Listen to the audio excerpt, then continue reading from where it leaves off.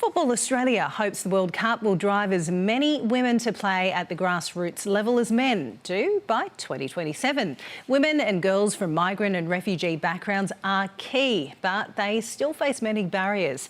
A community World Cup tournament in Adelaide has given young women a chance to join in.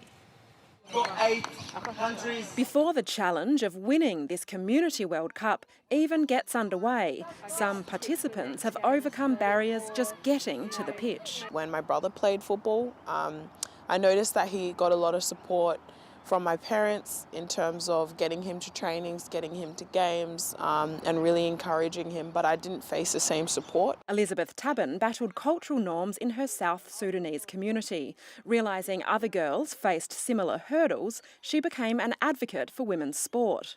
It gives you a sense of empowerment. You know, once you can overcome one barrier of doing something that you love so much, it opens up the world for you in ways that you can't even imagine. Events like this give women the opportunity to play at no cost in a culturally safe environment. Removing the barriers to women playing football is crucial to getting the more than 400,000 players needed to achieve gender parity by 2027.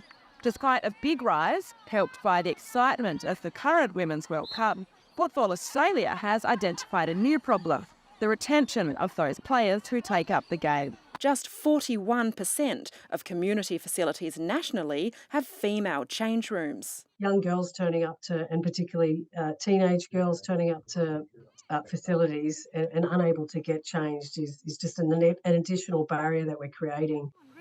Narmada Mishra Narola is one of the first Bhutanese women to ever play football. The traditional diaspora community opened the sport to women in the 90s after thousands were forced to flee their homeland for refugee camps in Nepal.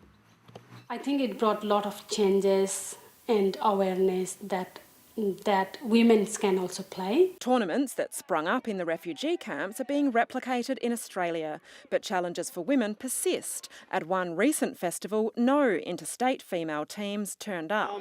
All the communities need to encourage the women teams. I want our girls to go forward and represent the country by the means of soccer. Colombia, South Sudan. Community football allows women and girls to see their family and friends playing the game, and that's the power of these events, because seeing is believing. Peter Doherty, SBS World News.